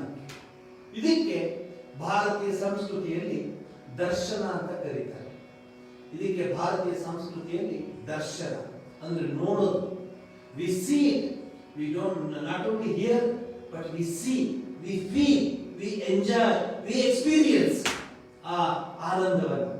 ಇದಕ್ಕೆ ನ್ಯಾಯ ದರ್ಶನ, ವೈಶೇಷಿಕ ದರ್ಶನ, ಸಾಂಖ್ಯ ದರ್ಶನ, ಯೋಗ ದರ್ಶನ, ಮೀಮಾಂಸ ದರ್ಶನ, ವೇದಾಂತ ದರ್ಶನ, 6 ಷಟ್ ದರ್ಶನಗಳು. ಈಗ ನಾನೇನು ನಿಮ್ಗೆ ಇಷ್ಟೊತ್ತು ಹೇಳಿದೆ, ಇಷ್ಟು ತರಗತಿಗಳಲ್ಲಿ ವಿವರಿಸಿದೆ, ಆ ಒಂದು ಗುರಿಯನ್ನು ಪಡೆಯೋದಕ್ಕೆ ಈ 6 ದರ್ಶನಗಳು, ಈ 6 ಪಥಗಳು, 6 ಮಾರ್ಗಗಳು ಅಂತ ಹೇಳಬಹುದು. ಗೌತಮ ಋಷಿಗಳು ನ್ಯಾಯ ದರ್ಶನವನ್ನು ತೋರಿಸ್ಕೊಟ್ಟಿದ್ದಾರೆ. ವೈಶೇಷಿಕ ದರ್ಶನ ಕಾನಡ ಮಹರ್ಷಿಗಳು, ಸಾಂಖ್ಯ ಕಪಿಲ ಮಹರ್ಷಿಗಳು, ಯೋಗ ಪತಂಜಲಿ ಮಹರ್ಷಿಗಳು, ಮೀಮಾಂಸ ಜೈಮಿನಿ ಮಹರ್ಷಿಗಳು, ವೇದಾಂತ ಬಾದರಾಯಣರು. ಹೀಗೆ ಮತ್ತೆ ಬೌದ್ಧ ದರ್ಶನ ಮತ್ತು ಜೈನ ದರ್ಶನ ಇದೆ. ಇವೆಲ್ಲ ಭಾರತೀಯ ಸಂಸ್ಕೃತಿಯಲ್ಲಿ ಮನುಷ್ಯ, ಸಾಮಾನ್ಯನಾದ ಮನುಷ್ಯ ಈ ಜಗತ್ತಿಗೆ ಬಂದ ಕ್ಷಣ, ಜಗತ್ತಿನಲ್ಲಿ ಜನ್ಮ ತಾಳಿದ ತಕ್ಷಣ ಮುಂದೆ ಸ್ವಾಮಿ ಶ್ರೀ ರಾಮಕೃಷ್ಣ ಪರಮಹಂಸರ ಮಾತಿನಲ್ಲಿ ಭಗವಾನೇರ್ ಲಾಭ ಹೊಲೋ ಜೀವನೇರ್ ಉದ್ದೇಶ, ಬಂಗಾಳಿ ಭಾಷೆಯಲ್ಲಿ ಪರಮಾತ್ಮನನ್ನ ಸತ್ ಚಿತ್ ಆನಂದವನ್ನ ಪಡೆಯೋದೇ ಜೀವನದ ಉದ್ದೇಶ. ಈ ಬಾಕಿದೆಲ್ಲ ಈ ಸೇವಾ ಕಾರ್ಯ, ಈ ಆಫೀಸು, ಈ ಅಂಗಡಿ, ಈ ಒಂದು ವ್ಯವಹಾರ ಎಲ್ಲವೂ ಕೊನೆಗೆ ಗುರಿ ಮುಟ್ಟದೆ ಈ ಸಾಕಾಷ್ಟ ಸಾಪರಾಗತಿ ಅಲ್ಲಿ ಇವೆಲ್ಲವೂ ನೆಪ ಮಾತ್ರ. ಇದ್ಯಾವುದು ಶಾಶ್ವತವಲ್ಲ ಅನ್ನೋದನ್ನು ತಿಳ್ಕೊಳ್ಳೋದಕ್ಕೆ ಈ 4 ಸೋಪಾನವನ್ನ ನಿಮಗೆ ವಿವರಿಸಿದೆ. ಬಹಳ ಕಷ್ಟ, ಆದರೆ ಪ್ರಯತ್ನ ಪಟ್ಟು ನಿಮಗೆ ಅರ್ಥವಾಗುವ ರೀತಿಯಲ್ಲಿ ವಿವರಿಸೋದಕ್ಕೆ ನಾನು ಒಂದು ಕಿಂಚಿತ್ ಪ್ರಯತ್ನ ಪಟ್ಟಿದ್ದೀನಿ. ವಿಶ್ವೇಶ ತೀರ್ಥರ ವಿಚಾರ ಯಾಕೆ ಹೇಳ್ತಾ ಇದ್ದೀನಿ ಅಂದ್ರೆ, ಇದೇ ಡಿಸೆಂಬರ್ ಕಳೆದ ವರ್ಷ 2019ನೇ ಡಿಸೆಂಬರ್ ಮಾಸದಲ್ಲಿ ಅವರು ಈ ಇಹಲೋಕವನ್ನು ತ್ಯಾಗ ಮಾಡಿ ಭಗವಂತನ ಸಾನ್ನಿಧ್ಯದಲ್ಲಿ ಸೇರಿದ್ದಾರೆ. ಆದರೆ ಅವರು ನೀಡಿದ ಆದರ್ಶ, ಅವರು ನೀಡಿದ ಆ ಮಾರ್ಗ, ಅವರು ತೋರಿದ ಆ ವಿಚಾರಧಾರೆಗಳು ಎಂಥವನಿಗಾದರೂ ತನ್ನ ಜೀವನದ ಗುರಿಯನ್ನ ಮುಟ್ಟೋದಕ್ಕೆ ಸಹಕಾರ ಮಾಡೋದ್ರಲ್ಲಿ ಸಂದೇಹವಿಲ್ಲ. ಇದು ಬಹಳ ಮುಖ್ಯ. ಈ ನಿಟ್ಟಿನಲ್ಲಿ ನಾವು ಶ್ರೀರಾಮಕೃಷ್ಣ ಸೇವಾಶ್ರಮ ಪಾವಗಡದಿಂದ ಈ ವೆಬಿನಾರ್ ಮೊಬೈಲ್ ಫೋನ್ನ ಮೂಲಕ ಅಥವಾ ಕಂಪ್ಯೂಟರ್ ಮೂಲಕ ನಿಮ್ಮ ಮನೆಯಲ್ಲಿ ನೀವು ಇರುವ ಕಡೆನೆ ಈ ಒಂದು ಸತ್ಸಂಗವನ್ನು ನಡೆಸೋದಕ್ಕೆ ಪ್ರಯತ್ನ ಪಟ್ಟಿದ್ದೀವಿ. ಮುಂದೇನು ಈ ರೀತಿಯ ಪ್ರಯತ್ನ ನಡೀತಾ ಇರುತ್ತೆ.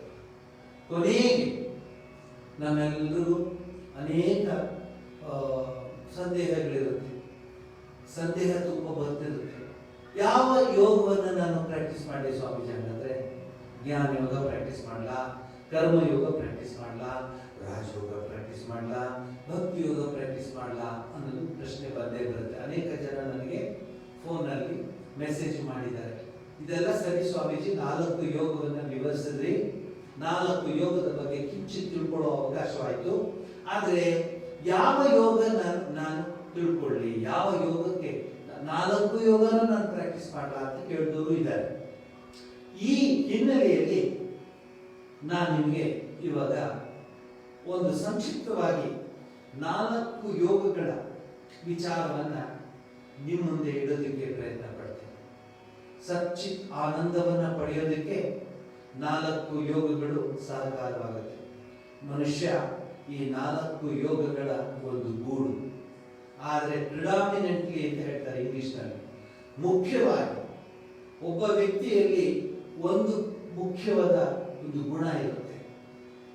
ಒಬ್ಬ ವ್ಯಕ್ತಿ ಭಕ್ತಿಯಲ್ಲಿ ಅವನು 4 ಯೋಗವನ್ನು ಅವನು ಅಭ್ಯಾಸ ಮಾಡಿದ್ರು, ಭಕ್ತಿ ಯೋಗದಲ್ಲಿ ಅವನ ಮನಸ್ಸು ತುಂಬಿರುತ್ತೆ. ಇನ್ನೊಬ್ಬರಿಗೆ ಜ್ಞಾನ ಯೋಗದಲ್ಲಿ ತುಂಬಿರುತ್ತೆ, ಮತ್ತೊಬ್ಬರಿಗೆ ಕರ್ಮಯೋಗದಲ್ಲಿ ಅವನ ಮನಸ್ಸಿರುತ್ತೆ.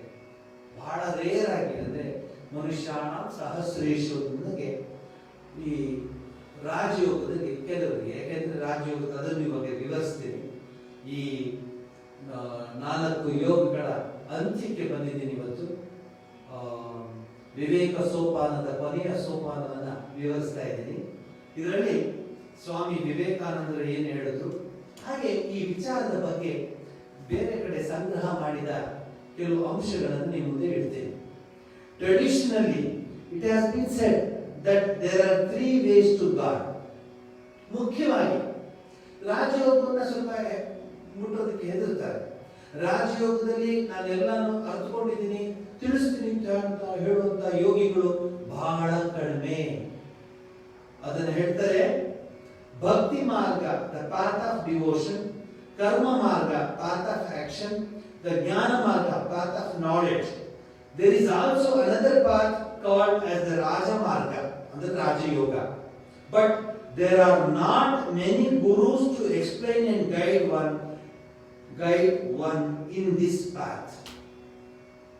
ಯಾರಿಗಾದ್ರೂ ದಾರಿ ತೋರಿಸಬೇಕು ಅಂತಂದ್ರೆ ರಾಜಯೋಗಿಗಳು, ಅಂದ್ರೆ ಸ್ವಾಮಿ ವಿವೇಕಾನಂದರು, ಪತಂಜಲಿ ಮಹರ್ಷಿಗಳು ವಿವರಿಸಿದ ರಾಜಯೋಗ ಅಥವಾ ಆ ಒಂದು ಯೋಗ ದರ್ಶನವನ್ನು ತಿಳಿಸ್ಕೊಡೋದಕ್ಕೆ ಗುರುಗಳು ಸಿಗುವುದಿಲ್ಲ ಅಂತ ಘಂಟಾಘೋಷವಾಗಿ ಅನೇಕ ಕಡೆ ನಮಗೆ ಅದರ ಒಂದು ವಿಚಾರ ಸಿಕ್ಕಿದೆ.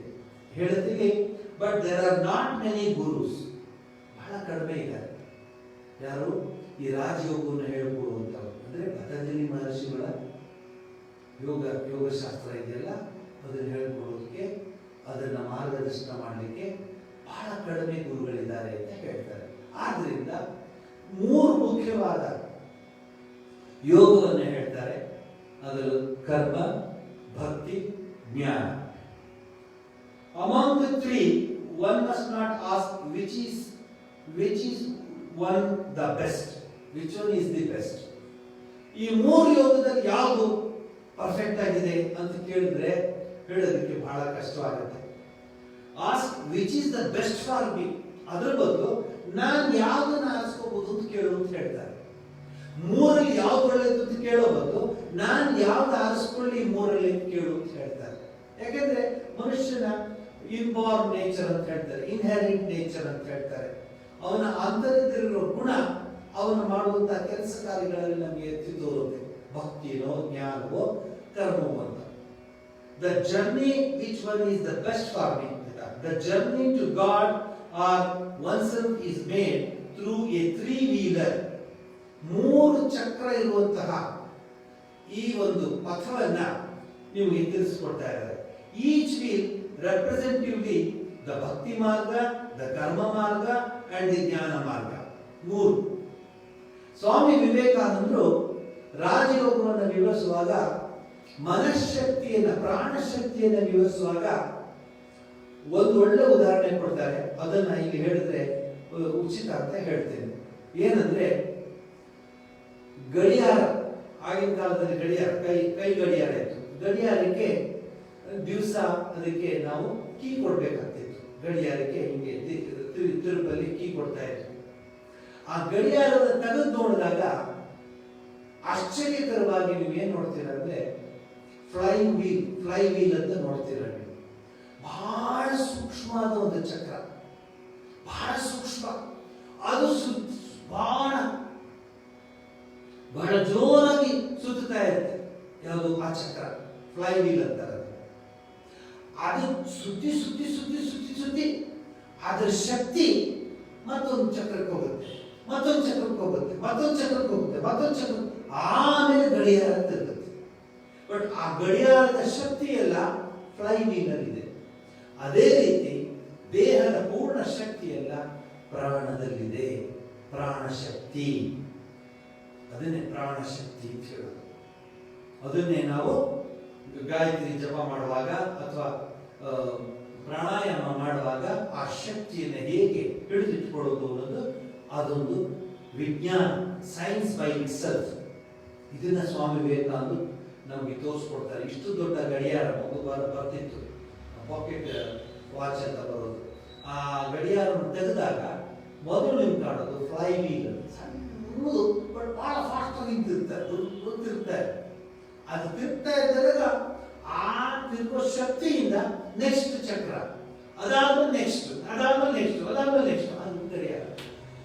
ಇಲ್ಲೂ ಈ 3 ಚಕ್ರದ ಬಗ್ಗೆ ಬಹಳ ಒಳ್ಳೆಯ ಒಂದು ಉದಾಹರಣೆ ಕೊಡ್ತಾರೆ. Based on once inclination and aptitude one can place either of them as the front wheel, but the other 2 wheels are important. ಈ 3 ಚಕ್ರದಲ್ಲಿ ನಿನ್ನ ಮನಸ್ಸಿನಲ್ಲಿ, ನಿನ್ನ ಗುಣದಲ್ಲಿ, ನಿನ್ನ ಸಹಜ ಧರ್ಮ, ನಿನ್ನ ಸಹಜ ಧರ್ಮ, ಅದರಲ್ಲಿ ಭಕ್ತಿ ಇದ್ರೆ ಅದರ ಮುಂದೆ ಇಡು, ಜ್ಞಾನ ಇದ್ರೆ ಅದನ್ನು ಮುಂದೆ ಇಡು, ಕರ್ಮ ಇದ್ರೆ ಅದನ್ನು ಮುಂದೆ ಇಡು. ಆದ್ರೆ 3 ಚಕ್ರನು ಬಹಳ ಮುಖ್ಯ ಅಂತ ಹೇಳ್ತಾರೆ. ಒಂದೇ ಇಟ್ಕೊಳ್ಬೇಡ, 3 ಬಹಳ ಮುಖ್ಯ ಅಂತ. ಹಾಗೆ ಹೇಳ್ತಾ one can choose to sing bhajans and do ನಾಮಸ್ಮರಣ. ಭಕ್ತಿ ಯೋಗದಲ್ಲಿ ಭಜನೆ, ನಾಮಸ್ಮರಣೆ, ಪೂಜೆ, ಆರಾಧನೆ, ಪ್ರಾರ್ಥನೆ, ಅರ್ಚನೆ ಇತ್ಯಾದಿಗಳು. That does not exempt one from doing service and inquiring into the reality of the self. ಅದು ಮಾಡಿದ ಕ್ಷಣಕ್ಕೆ ಕೆಲಸ ಮಾಡೋದು, ಸೇವೆ ಮಾಡೋದು, ಅಥವಾ ಜ್ಞಾನದಲ್ಲಿ ಅಥವಾ ಆತ್ಮನನ್ನ ತಿಳ್ಕೊಳ್ಳೋದಕ್ಕೆ ಪ್ರಯತ್ನ ಮಾಡೋದು, ಅದನ್ನ ತಪ್ಪು ಅಂತ ಹೇಳೋದಿಲ್ಲ. ಒಂದಕ್ಕೊಂದು ಇದು ವಾಟರ್ ಟೈಪ್ ಕಂಪಾರ್ಟ್ಮೆಂಟ್ ಅಲ್ಲ, ಒಂದಕ್ಕೊಂದು ಪೂರಕವಾಗಿ ಸಹಕಾರ ನೀಡುವಂತಹ 3 ಚಕ್ರಗಳು ಅಂತ ತಿಳಿಸ್ತಾರೆ. inquiring into reality of the self. The same holds good for one engaged in service or meditation. No exemption from the other two. This is because all the three are necessary if one has to proceed towards one's goal, oneself or God. ಈ ಒಳ್ಳೆ ಉದಾಹರಣೆ ಭಗವಾನ್ ಬುದ್ಧ, ಸ್ವಾಮಿ ವಿವೇಕಾನಂದರು. ಧ್ಯಾನಕ್ಕೆ ಕೂತ್ಕೊಬಿಡ್ತಾರೆ. ಎಷ್ಟು ಗಂಟೆ ಧ್ಯಾನ ಕೂತ್ಕೋತಾರೆ. ನೋಡಿ ಹೇಗೆ ಕೂತಿದ್ದಾರೆ. ಧ್ಯಾನ ಬುದ್ಧ ಹಾಗಂದಾಕ್ಷರಕ್ಕೆ ನಿಮ್ಗೆ ಜ್ಞಾಪಕ ಇರಲಿ, Buddha is one of the best karmayogi. ಎಷ್ಟು ಕೆಲಸ ಮಾಡಿದ್ದಾನೆ ಬುದ್ಧ. ವಿಹಾರಗಳನ್ನು ಸ್ಥಾಪಿಸಿದ್ದಾನೆ. ಬುದ್ಧನಿಂದಲೇ ಈ ಪ್ರಪಂಚಕ್ಕೆ ಸೇವೆ ಎನ್ನುವ ಒಂದು ಮಂತ್ರ ಬಂದಿತ್ತು. ಬುದ್ಧನಿಂದಲೇ ಈ ನದಿ ದಡಗಳಲ್ಲಿ ಸ್ನಾನದ ಘಟ್ಟಗಳು, ಶುಶ್ರೂಷ ರುಗ್ಣಾಲಯಗಳು ಅಂದ್ರೆ ಚಿಕಿತ್ಸಾಲಯಗಳು, ಇವೆಲ್ಲ ಬುದ್ಧನ ಸಮಯದಿಂದಲೇ ಇವೆಲ್ಲ ಆರಂಭವಾಗಿದ್ದು ಈ ಪ್ರಪಂಚದಲ್ಲಿ. 2500 ವರ್ಷಗಳ ಹಿಂದೆ ಬುದ್ಧ ಕೇವಲ ಧ್ಯಾನ ಮಾಡಿ ತಪಸ್ ಮಾಡಿ ಕೂತ್ಕೊಳ್ಳಿಲ್ಲ. ಎಲ್ಲೆಡೆ ಈ ಒಂದು ಅಂಶಗಳನ್ನ ಬಿತ್ತಿದ. ಬುದ್ಧನಿಂದಲೇ ರುಗ್ಣಾಲಯಗಳು ಅಂದ್ರೆ ಚಿಕಿತ್ಸಾಲಯಗಳು, ಬುದ್ಧನಿಂದಲೇ ಸ್ನಾನ ಘಟ್ಟಗಳು, ನೀರು ಇತ್ಯಾದಿ ಏನೇನು ನಾವು ನೋಡ್ತೀವಿ ಈಗ, ಆ ಸರ್ವಿಸ್ ಅಂತ ಏನಿದೆಯೋ ಅದೆಲ್ಲ ಭಾರತದಲ್ಲಿ ಭರತ ಭೂಮಿಯಲ್ಲಿ ಬುದ್ಧನಿಂದ ದಶಾವತಾರದಲ್ಲಿ ಒಂದು ಅವತಾರವಾದ ಕೇಶವಧೃತ ಬುದ್ಧ ಶರೀರ ಜಯ ಜಗದೀಶ ಹರಿ ಎಂದಾಗೆ ಬುದ್ಧನಿಂದ ಆರಂಭವಾಗಿತ್ತು. ಒಂದ್ ಕಡೆ ಹೇಳ್ತಾರೆ ಬುದ್ಧನಿಂದ ಈ ಸೇವಾ ಕಾರ್ಯಗಳೆಲ್ಲ ಆರಂಭವಾಗಿದ್ದದನ್ನ ಕ್ರಿಶ್ಚಿಯಾನಿಟಿ ತೆಗೆದುಕೊಂಡ್ಬಿಡ್ತು ಅಂತ ಹೇಳ್ತಾರೆ. ಆದ್ರೆ ಆರಂಭವಾಗಿದ್ದು ಬುದ್ಧನಿಂದ, ಬೌದ್ಧ ಧರ್ಮದಿಂದ ಅಂತ ಹೇಳ್ತಾರೆ. ಅದರಿಂದ ಬರೀ ಧ್ಯಾನ ಮಾಡೋನು ಕೆಲಸ ಮಾಡಬಾರ್ದು. ಧ್ಯಾನ ಮಾಡೋನು ಕೆಲಸಕ್ಕೂ ಅವ್ರಿಗೂ ಸಂಬಂಧ ಇಲ್ಲ. ಧ್ಯಾನ ಮಾಡೋನಿಗೆ ಓದೋದು, ವೇದಾಂತ ವಿಚಾರಧಾರೆಗಳು, ಜ್ಞಾನದ ಮಾರ್ಗಗಳು ಇವ್ಯಾವುದೋ ಒಂದು ಸಂಬಂಧ ಇಲ್ಲ ಅಂತ ಅನ್ಕೋಬಾರ್ದು. ಒಂದಕ್ಕೊಂದು ಪೂರಕವಾಗಿರುತ್ತೆ. ಪ್ರಿಡಾಮಿನೆಂಟ್ಲಿ ಅಂತ ಒಂದು ಪದ ಇದೆ ಇಂಗ್ಲಿಷ್ ನಲ್ಲಿ. ಯಾವುದು ಹೆಚ್ಚಿಗೆ ಅವನ ಮನಸ್ಸಿನಲ್ಲಿ ಇರುತ್ತೋ, ಅವನ ಆಚರಣೆಯಲ್ಲಿ ಇರುತ್ತೋ ಅದನ್ನು ಅವನು ಉಪಯೋಗಿಸ್ಕೋಬಹುದು. ಈ 3 ಚಕ್ರಗಳಿಗೆ ಒಳ್ಳೆ ಉದಾಹರಣೆ ಕೊಡ್ತಾರೆ. 3 ಚಕ್ರಗಳು. ರಾಜಯೋಗವನ್ನು ಹೆಚ್ಚು ಮುಟ್ಟಕ್ಕೆ ಹೋಗೋದಿಲ್ಲ. ಕಾರಣ ಹೇಳಿದರೆ ಅದನ್ನು ತಿಳಿಸುವಂತಹ ಗುರುಗಳು ಸಿಗುವುದಿಲ್ಲ, ಅದನ್ನು ವಿವರಿಸುವಂತಹ ಗುರುಗಳು ಸಿಗುವುದಿಲ್ಲ. ಒಂದು ಸರಿ ಶಾರದಾದೇವಿಯವರ ಹತ್ರ, ಮಾತೆ ಶಾರದಾದೇವಿಯವರ ಹತ್ರ ಒಬ್ಬ ಬರ್ತಾನೆ. ಯುವಕ ಬಂದು ಹೇಳ್ತಾನೆ, ನಾನು ಧ್ಯಾನಕ್ಕೆ ಕೂತ್ಕೊಂಡಾಗ ಈ ನಾಭಿಯಿಂದ ಇಲ್ಲಿಂದ ಶಬ್ದ ಬರುತ್ತೆ, ಗೊರಗೊರ ಅಂತ ಶಬ್ದ ಬರುತ್ತೆ, ನನಗೇನು ಅರ್ಥ ಆಗ್ತಿಲ್ಲ ತಾಯಿ, ನನಗೆ ಕಾಪಾಡು ತಾಯಿ, ಯಾಕೆ ಹೀಗಾಗ್ತಿದೆ ಎಂದಾಗ ಶಾರದಾದೇವಿಯವರು ಹೇಳ್ತಾರೆ, ನೀನು ಬಹುಶಃ ಯೋಗವನ್ನು ಅಭ್ಯಾಸ ಮಾಡುವಾಗ ತಪ್ಪಾಗಿ ಅಭ್ಯಾಸ ಮಾಡಿ ಸರಿಯಾದ ಗುರುವಿನ ಮೂಲಕ ಅಭ್ಯಾಸ ಮಾಡದೇ ಇರೋದ್ರಿಂದ ಈ ಒಂದು ನ್ಯೂನ್ಯತೆ ನಿಮ್ಗೆ ಬಂದಿದೆ. ಭಗವತಿಯ ಕೃಪೆಯಿಂದ ಈ ನ್ಯೂನ್ಯತೆ ನಿಧಾನವಾಗಿ ಕಡಿಮೆ ಆಗುತ್ತೆ. ಯೋಗವನ್ನು ಮಾಡುವಾಗ, ಮುಖ್ಯವಾಗಿ ರಾಜಯೋಗವನ್ನು ಅಭ್ಯಾಸ ಮಾಡುವಾಗ ಸರಿಯಾದ ಗುರು ಇಲ್ಲದೆ ಮಾಡಬೇಡಿ ಅಂತ ಹೇಳ್ತಾರೆ. ವಿವೇಕಾನಂದರು ರಾಜಯೋಗದ ಇಂಟ್ರೊಡಕ್ಷನ್ ನಲ್ಲಿ ಬಹಳ ಸ್ಪಷ್ಟವಾಗಿ ತಿಳಿಸ್ತಾರೆ, don't practice without A competent Guru, competent teacher ಅಂತ ಬರೀತಾರೆ. ಸರಿಯಾದ ಗುರುವಿಲ್ಲದೆ ಈ ಯೋಗವನ್ನು ಅಭ್ಯಾಸ ಮಾಡಬೇಡ ಅಂತ ಹೇಳ್ತಾರೆ ಸ್ವಾಮಿ. ಆದ್ರಿಂದ 3ನೇ ಅಥವಾ ಆ ಒಂದು ಯೋಗದ ಬಗ್ಗೆ ಹೆಚ್ಚು ಗಮನ ಹರಿಸದೆ ಈ 3 ಚಕ್ರಗಳ ಬಗ್ಗೆ ತಿಳಿಸೋದಕ್ಕೆ ಪ್ರಯತ್ನ ಪಡ್ತೀನಿ. When you consider of a clock, ಗಡಿಯಾರವನ್ನ ಉದಾಹರಣೆ ಕೊಡ್ತಾರೆ. There are 3 hands on it. 3 ಇದೆ ಮುಖ್ಯವಾಗಿ ಗಡಿಯಾರದಲ್ಲಿ. One is a second hand. ಏನು ಆ ಸೆಕೆಂಡ್ ಅನ್ನು ತೋರಿಸೋದು, ಗಳಿಗೆಯನ್ನು ತೋರಿಸುವಂತಹ ಒಂದು ಹ್ಯಾಂಡ್ ಇದೆ, ಅಂದ್ರೆ ಒಂದು ಮುಳ್ಳಿದೆ. ಅದು ಯಾವಾಗಲೂ ಸುತ್ತಾ ಇರುತ್ತೆ, ನೋಡಿದ್ರಲ್ಲ, ಯಾವಾಗಲೂ ಸುತ್ತಾ ಇರುತ್ತೆ, ಸೆಕೆಂಡ್ಸ್ ತೋರಿಸ್ತಾ ಇರುತ್ತೆ. One is second hand, another is a minute hand. ನಿಮಿಷವನ್ನು ತೋರಿಸೋ ಇನ್ನೊಂದಿರುತ್ತೆ. And the third one is ಗಂಟೆಯನ್ನು ತೋರಿಸೋದು. The second hand travels very fast. Second ತೋರಿಸುತ್ತಲ್ಲ, ಸುತ್ತಾ ಇರುತ್ತೆ, ನಿಂತದೇ ಇಲ್ಲ. ನೀವು ನೋಡಿಬೇಕಾದ್ರೆ ಸುಮ್ಮನೆ ಹೋಗ್ತಾ ಇರುತ್ತೆ. 60 ಸೆಕೆಂಡ್ ಆದ್ಮೇಲೆ 1 ನಿಮಿಷ ಮೇಲೆ ಬರುತ್ತೆ. ನೋಡಿ, ನೀವು ನಾ ಚಿಕ್ಕವರಾಗಿದ್ದಾಗ ಗಡಿಯಾರ ಸ್ವಲ್ಪ ಹೊತ್ತಲ್ಲಿ ಈಗ ಇಲ್ಲಿ ಬಂದ್ಬಿಟ್ಟಿದೆ ಅಂತ ನಮ್ಗೆ ಅರ್ಥವೇ ಆಗ್ತಿಲ್ಲ. ಅದು ಗಡಿಯಾರದ ಮೆಕ್ಯಾನಿಸಮ್ ಇಲ್ಲಿ ಬಂದ್ಬಿಟ್ಟಿದೆಲ್ಲ ಕೆಳಗಡೆ ಅಂತ ಅಂತಾರೆ. ಇಲ್ಲಿತ್ತಲ್ಲ ಈಗ ಒಂದು 4 ಗಂಟೆಯಲ್ಲಿ ಹಿಂಗ್ ಮೇಲೆ ಅಂತಾರೆ. ಆಗ ನಮ್ಗೆ ಗಡಿಯಾರ ಅವ್ರು ನೋಡಕ್ ಬರ್ತಿರ್ಲಿಲ್ಲ. ಚಿಕ್ಕ ಹುಡುಗರು ಎಷ್ಟು ಗಂಟೆ ಅಂತ ಗೊತ್ತಿಲ್ಲ. ಅದಕ್ಕೆ ಕೇಳು, ಚಿಕ್ಕ ಮುಳ್ಳೆಲ್ಲಿದೆ ದೊಡ್ಡ ಮುಳ್ಳೆಲ್ಲಿದೆ ನೋಡ್ಕೊಂಬ. ಈಗ ಅವೆಲ್ಲ ಇಲ್ಲ ಅನ್ಸುತ್ತೆ. ನಮ್ಮ ಕಾಲದಲ್ಲಿ ಗಂಟೆ ಎಷ್ಟು ಅಯ್ಯೋ ಗೊತ್ತಾಗಲ್ಲ, ಕೆಲಸ ಮಾಡು, ಚಿಕ್ಕ ಮುಳ್ಳೆಲ್ಲಿದೆ ದೊಡ್ಡ ಮುಳ್ಳೆಲ್ಲಿದೆ ಅಂತ ಹೇಳೋದು. ಆಗ ಚಿಕ್ಕ ಮುಳ್ಳು 7 ಹತ್ರ ಇದೆ, ದೊಡ್ಡ ಮುಳ್ಳು 2 ಹತ್ರ ಇದ್ರೆ 7, 10 ಅವ್ರಿಗೆ ಹೇಳೋ ಹಂಗೆ ನಾವು ಕಲ್ತ್ಕೊಂಡಿದ್ದು. ಇಲ್ಲಿ ಹೇಳ್ತಾರೆ, the second hand travels very fast, moving around the 12 numbers in 60 seconds. 12 ನಂಬರ್ಗಳನ್ನ 60 second ಸುತ್ತುತ್ತದೆ. ಯಾವುದು? ಸೆಕೆಂಡ್ ಹ್ಯಾಂಡ್, ಸೆಕೆಂಡ್ ಇರುವಂತ ಕೈ, ಸೆಕೆಂಡ್ ಇರುವಂತ ಆ ಒಂದು ಮುಳ್ಳು. While during this time the minute hand moves through only the little mark of division. After the minute hand travels through 60 divisions, the hour hand moves slowly. ಮೊದಲು ಈ second ಮುಳ್ಳು ಓಡ್ತಾ ಇರುತ್ತೆ. ಇದು 60 ಸೆಕೆಂಡ್ ಸುತ್ತಿದಾಗ ಆ ಎರಡನೇ ಮುಳ್ಳು ಮೇಲಕ್ಕೆ ಹೋಗುತ್ತೆ. ಒಂದು ಗಳಿಗೆ ಆಯಿತು. ಇದು 60 ಗಳಿಗೆ ಆದಾಗ ದೊಡ್ಡ ಮುಳ್ಳು ಮುಂದಕ್ಕೆ ಹೋಗುತ್ತೆ, 1 ಗಂಟೆ ಆಗುತ್ತೆ. ಹೀಗೇನೆ ಇದನ್ನ ಮನಸ್ಸಿಗೆ ಇಟ್ಕೊಂಡು ಹೇಳ್ತಾರೆ, 60 seconds makes 1 minute and 60 minutes make 1 hour. The second hand is ಕರ್ಮ ಯೋಗ. ಯಾವುದು? ಓಡ್ತಿರುತ್ತೆ ನೋಡಿ, ಅದು ಯಾವಾಗಲೂ ಕೆಲಸ ಮಾಡ್ತಾ ಇರುತ್ತೆ. On the path of action, it is easy to do a good deed and one has to keep doing them. ಸುಮ್ಮನೆ ಇರಬಾರ್ದು. ಎಂಟಿ ಮೈಂಡ್ ಡೆವಿಲ್ಸ್ ವರ್ಕ್ಶಾಪ್. ಕೆಲವರಂತ ನಾವು ಸುಮ್ಮನೆ ಇರ್ತೀವಿ, ಖಂಡಿತವಾಗಿ ಅವ್ರು ಸುಮ್ಮನೆ ಇರಲ್ಲ. ಮನಸ್ಸು ಜ್ವಾಲಾಮುಖಿ ತರ ಒಳಗಡೆ ನೋಡೋಕೆ ಇವ್ನು ಕೂತಿರ್ತಾರೆ. ಈ ಕಪಿಗಳು ಧ್ಯಾನ ಕೂತಂಗೆ ಎಲ್ಲ ಹೇಳ್ತಾರೆ, ಕಪಿ ಧ್ಯಾನ ಕೂತಿದೆ ಅಂತ. ಅದು ಏನ್ ಪ್ಲಾನ್ ಮಾಡ್ತಿದ್ರೆ, ಯಾವ ತೋಟಕ್ಕೆ ಯಾವ ಗಿಡ ಹೋಗಿ ನಾನು ಅದನ್ನ ಧ್ವಂಸ ಮಾಡಿ ಅಂತ ಪ್ಲಾನ್ ಮಾಡ್ತಿರುತ್ತೆ. ಇದು ಕೆಲಸ ಮಾಡ್ತಾ ಇಲ್ಲ.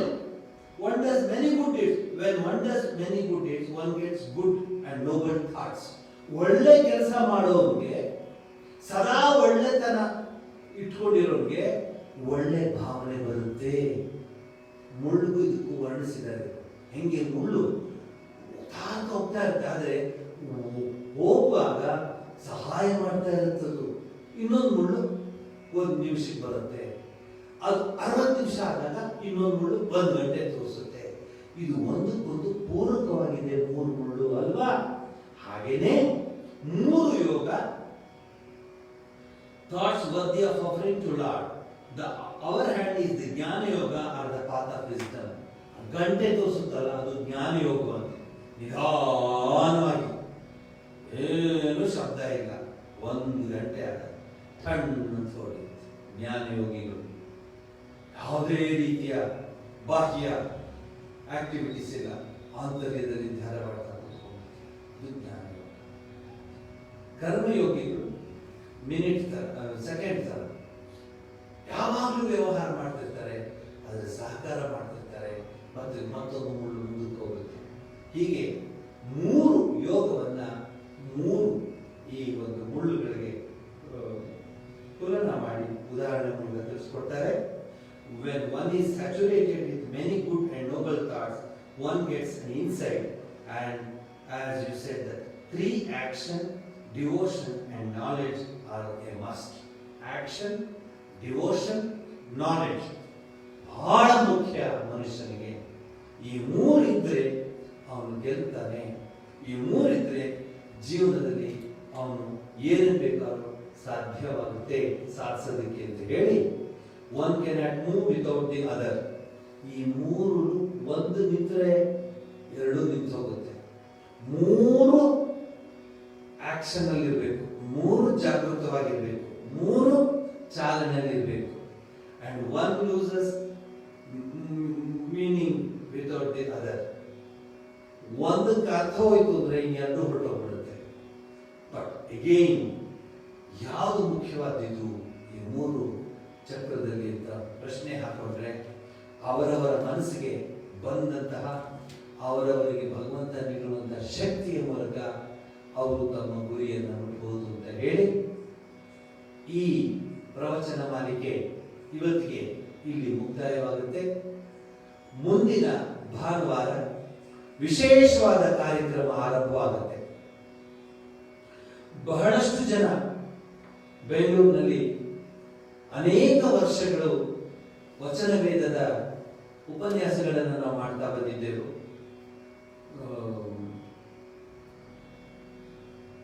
ಗೋಖಲೆ ಇನ್ಸ್ಟಿಟ್ಯೂಟ್ನಲ್ಲಿ ಮತ್ತು ಆನಂದ ಸತ್ಸಂಗ ಕೇಂದ್ರದಲ್ಲಿ ನಿರಂತರವಾಗಿ 7 ವರ್ಷ ಈ ಕಾರ್ಯಕ್ರಮಗಳು ನಡೀತಾ ಬಂತು. ಕೊರೋನಾ ಬಂದಿದ್ದರಿಂದ ಕಾರ್ಯಕ್ರಮ ನಿಲ್ಲಬೇಕಾಗಿ ಬಂತು.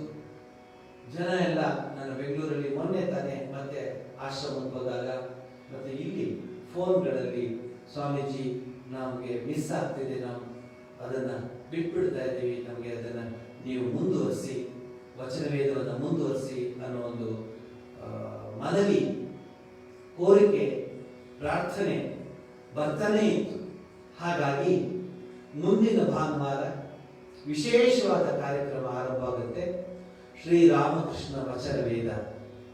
ನಿಜಕ್ಕೂ ಆ ವಚನ ವೇದವನ್ನು ಹೇಳುವಾಗ, ಆ ವಚನ ವೇದವನ್ನು ಕೇಳುವಾಗ ಒಂದು ಗ್ಯಾರಂಟಿ ಏನಂದ್ರೆ, ನಾವು ಅದನ್ನು ಕೇಳುವಾಗ ಹೇಳುವಾಗ ಶ್ರೀರಾಮಕೃಷ್ಣರ ಸಾನ್ನಿಧ್ಯದಲ್ಲಿ ಕುಳಿತುಕೊಂಡಂಗಿರುತ್ತೆ. ಅಷ್ಟು ಅದ್ಭುತವಾದ ಗ್ರಂಥ ಅದು. ಅದನ್ನ ಆರಂಭ ಮಾಡ್ತಾ ಇದ್ದೀವಿ ವಿವೇಕ ಹಂಸದ ಸಹಯೋಗದೊಂದಿಗೆ. ಮುಂದಿನ ಭಾನುವಾರ 5 ಗಂಟೆಗೆ ಕಾರ್ಯಕ್ರಮ ಆರಂಭ. ಶ್ರೀ ಮುರಳಿ ಮತ್ತು ವಿವೇಕ ಹಂಸ ಬಳಗದವರು ನಾಮ ಸಂಕೀರ್ತನೆ ನಡೆಸಿಕೊಡ್ತಾರೆ 5ರಿಂದ 5:30ವರೆಗೆ. ತದನಂತರ ಕಾರ್ಯಕ್ರಮದ ಆರಂಭವಾಗುತ್ತೆ. ಅದಕ್ಕೆ ಪೀಠಿಕೆ, ಇಂಟ್ರೊಡಕ್ಷನ್ ಇರುತ್ತೆ. ತದನಂತರ ನಾನು ಶ್ರೀರಾಮಕೃಷ್ಣ ವಚನ ವೇದದ ಉಪನ್ಯಾಸಗಳನ್ನು ಆರಂಭ ಮಾಡ್ತಾ ಇದ್ದೀವಿ. ಶ್ರೀರಾಮಕೃಷ್ಣರ ಕೃಪೆಯಿಂದ, ಸ್ವಾಮಿ ವಿವೇಕಾನಂದರ ಶಕ್ತಿಯಿಂದ, ಮಹಾಮಾತೆ ಶಾರದಾದೇವಿಯವರ ಆಶೀರ್ವಾದ ಬಲದಿಂದ ಈ ಒಂದು ಜ್ಞಾನ ಯಜ್ಞ ಮುಂದುವರಿಯಲಿ. ಕಾರಣ ಯಾಕೆ ರಾಮಕೃಷ್ಣ ವಚನ ವೇದವನ್ನು ಎಲ್ಲರೂ ಕೇಳ್ತಾರೆ ಅಂದರೆ, ಸರಳವಾಗಿದೆ, ಸಹಜವಾಗಿದೆ, ಯಾವುದೇ ರೀತಿಯ ಅಸಹಜತೆ ಇಲ್ಲ ಅದರಲ್ಲಿ. ನೇರ ನುಡಿ, ಎಲ್ಲರಿಗೂ ದಾರಿ ಇದೆ ಅಲ್ಲಿ. ಹೀಗೆ ಆಗಬೇಕು, ಇದೇ ರೀತಿ ಇರಬೇಕು, ಹೀಗೆ ಇರಬೇಕು ಅನ್ನೋ ಒಂದು ಕಟ್ಟುನಿಟ್ಟಿಲ್ಲ. ಅಲ್ಲಿ ಒಂದೇ ಒಂದಿದೆ, ಏನಂದ್ರೆ ನಿನ್ನ ಹೃದಯವಂತಿಕೆ, ನಿನ್ನ ಹೃದಯ ವೈಶಾಲ್ಯತೆ, ನಿನ್ನ ಹೃದಯ ಸ್ಪಂದನ, ನಿನ್ನ ಹೃದಯದ ತರಂಗ, ನಿನ್ನ ಹೃದಯದ ಭಾವನೆ, ಕಲ್ಪನೆ, ಯೋಚನೆ, ಅವೆಲ್ಲ ಅದರಲ್ಲಿ ಅಡಕವಾಗಿದೆ. ಆತ್ಮೀಯರೇ, ಶ್ರೀರಾಮಕೃಷ್ಣ ವಚನ ವೇದ ಹೆಸರೇ ಅಷ್ಟು ಅದ್ಭುತವಾಗಿದೆ. ಶ್ರೀರಾಮಕೃಷ್ಣ ವಚನ ವೇದ ಮುಂದಿನ ಭಾನುವಾರ 5 ಗಂಟೆಗೆ ಆರಂಭ ಆಗುತ್ತೆ. ತದನಂತರ 5:30ರಿಂದ ಮುಂದೆ ಬರುವಂತಹ ಕಾರ್ಯಕ್ರಮಗಳು 5:30ಗೆ ಆರಂಭವಾಗುತ್ತೆ. ಮುಂದಿನ ವಾರ ವಿಶೇಷವಾಗಿ ವಿವೇಕ ಹಂಸ ಬಳಗದ ಒಂದು ವೇದಿಕೆಯಿಂದ ಈ ಕಾರ್ಯಕ್ರಮ ಆರಂಭವಾಗುತ್ತೆ. ಎಲ್ಲರಿಗೂ ಆಧಾರದ ಆಹ್ವಾನ ಇದೆ. ದಯವಿಟ್ಟು ಬಂದು ಈ ಕಾರ್ಯಕ್ರಮದಲ್ಲಿ ಭಾಗವಹಿಸಿ, ಸತ್ಸಂಗದಲ್ಲಿ ಭಾಗವಹಿಸಿ ಶ್ರೀ ಗುರು ಮಹಾರಾಜರ ಕೃಪೆಗೆ ಪಾತ್ರರಾಗಬೇಕು ಅಂತ ನಾನು ಕೇಳ್ಕೊಳ್ತೀನಿ. ನಮಸ್ಕಾರ.